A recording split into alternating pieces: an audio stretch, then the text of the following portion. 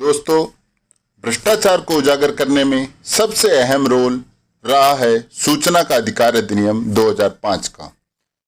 जब से यह कानून हमारी संसद में पारित होकर लागू हुआ है, तब से बहुत से असंख्य भ्रष्टाचारियों को उनके मुकाम पे पहुंचाया जा चुका है।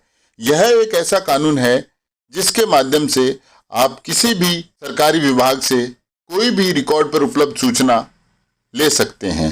तो आज हम इस वीडियो में यह जानेंगे कि कैसे हम आरटीआई आवेदन लगा सकते हैं, आरटीआई आवेदन को कौन लगा सकता है तथा इसको लगाने का सही तरीका क्या है। तो आइए दोस्तों, चलते हैं आज हम सूचना का अधिकार अधिनियम 2005 के आवेदन प्रक्रिया को जानने के लिए। इससे पहले आप हमारा चैनल सब्सक्राइब करना न भूलें, क्योंकि आपके सब्सक्रिप्शन से हमें और हमारी टीम को भविष्य में भी ऐसे वीडियो बनाने के लिए हौसला मिलेगा।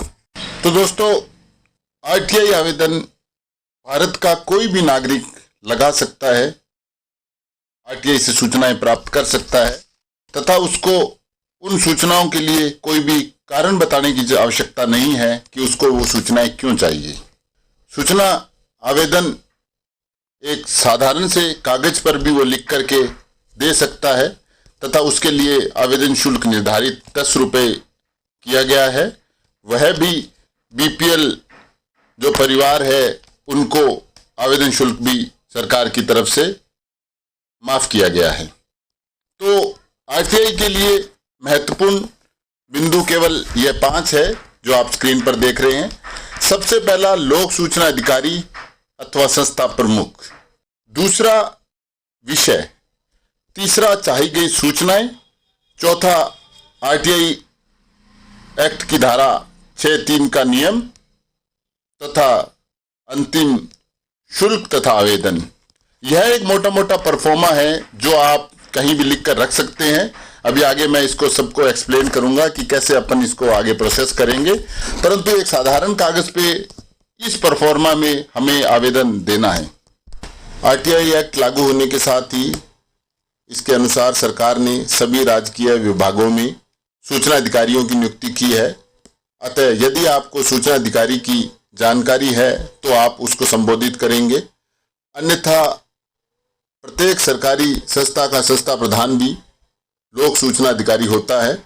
अतः आप उसको संबोधित करेंगे। जैसा कि मैं एक उदाहरण के लिए विद्यालय में एक आरटीआई लगाने जा रहा हूं, जिसमें मैं लिखूंगा लोक सूचना अधिकारी प्रधानाचार्य राजकीय उच्च माध्यमिक विद्यालय जयपुर।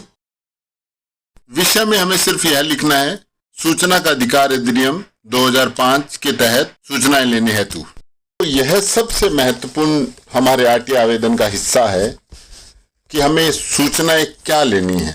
हमें कोई भी सवाल के रूप में नहीं पूछनी है। उदाहरण के लिए, जैसे आपके विद्यालय में विद्यार्थी कम क्यों हैं, आपके विद्यालय में पढ़ाई क्यों नहीं हो रही है, आपके विद्यालय में 5 ही टीचर क्यों है, इस तरह की हमें सूचनाएं नहीं लेनी है। मतलब जैसे हमें कोई काल्पनिक सूचनाएं नहीं पूछनी है। उदाहरण के लिए, जैसे आपके विद्यालय में 100 में से अगर 70 बच्चे फेल हो गए तो क्या होगा, अगले साल अगर अब से आधे बच्चे रह गए तो क्या होगा।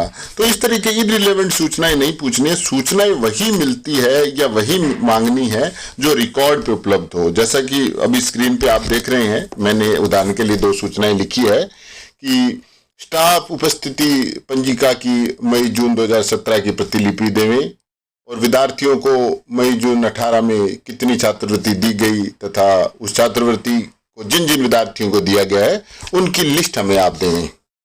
इस तरीके से हमें सूचनाएं मांगनी है।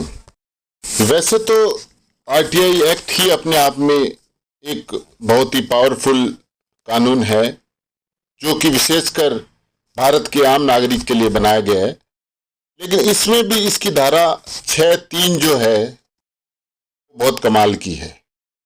आपको प्रत्येक आरटीआई आवेदन में धारा 6(3) का हवाला देते हुए लिखना है कि यदि यह सूचना आपके विभाग या कार्यालय से संबंधित नहीं है तो जिससे भी संबंधित है उसको अग्रेषित कीजिए। और इसके लिए जो कानून में जो है वो 5 दिन का प्रावधान है। मतलब कि जो सूचना हमें 30 दिन में देने के लिए बाध्य है वो सूचना अब हमें 35 दिन में मिलेगी। लेकिन इस धारा का फायदा यह है कि आप किसी भी विभाग में अगर आरटीआई लगाते हैं और वो सूचना उस विभाग से संबंधित नहीं है, तो जिसके पास वो आवेदन जाता है उस अधिकारी की अब ये ड्यूटी है कि वो धारा 6(3) के तहत इस आरटीआई आवेदन को संबंधित अधिकारी के पास स्थानांतरित करे। और इसके लिए केवल 5 दिन और उनको चाहिए। मीन्स की जो सूचना हमें 30 दिन में मिलेगी, अब वो 35 दिन में देंगे।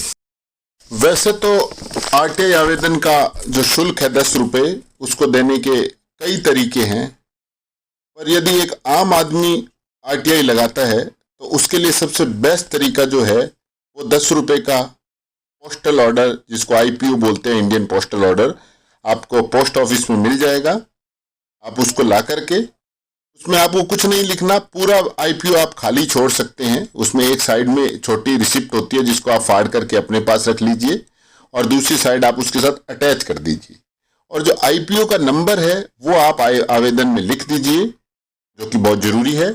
इसके बाद आप अपना नाम, पता, पिन कोड, दिनांक लिखें, अपने साइन करें और इस आवेदन को हमेशा स्पीड पोस्ट या रजिस्टर्ड पोस्ट से भेजें और उसकी रिसिप्ट अपने पास रखें। तो यह एक आरटीआई आवेदन लगाने का प्रोसेस है जो बहुत ही सिंपल है। 30 दिन के भीतर यदि आपको सूचना अधिकारी सूचना देता है तो पर पृष्ठ के वो 2 रुपये लेगा आपसे।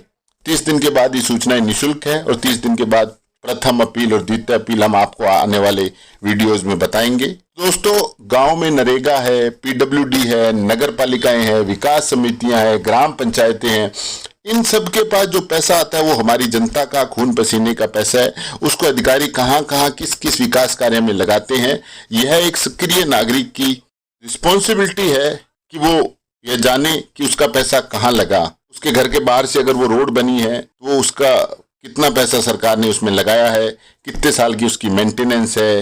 अगर उसके घर के बाहर से नाली बनी है तो उसमें कितना पैसा सरकार ने खर्च किया है, कितना पैसा उसको मिला है, कितना आया है उस डिपार्टमेंट के पास, कितना गया, ये सब हिसाब किताब आप आरटीआई से ले सकते हैं। और दोस्तों, हमारा सपना है कि प्रत्येक गांव ढाणी ढाणी के अंदर नागरिक जो है वो सक्रिय बने, आरटीआई लगाए, अपने खून पसीने की कमाई का हिसाब सरकार से और अधिकारियों से ले। तो दोस्तों, आपको अगर हमारा वीडियो पसंद आया हो तो लाइक करना, शेयर करना, सब्सक्राइब करना न भूलें। आपका कोई भी सवाल हो तो आप कमेंट बॉक्स में हमें लिखिए, हम आपको जवाब देंगे और आपको अगले वीडियो में हम प्रथम अपील और द्वितीय अपील का प्रोसेस बताएंगे। धन्यवाद।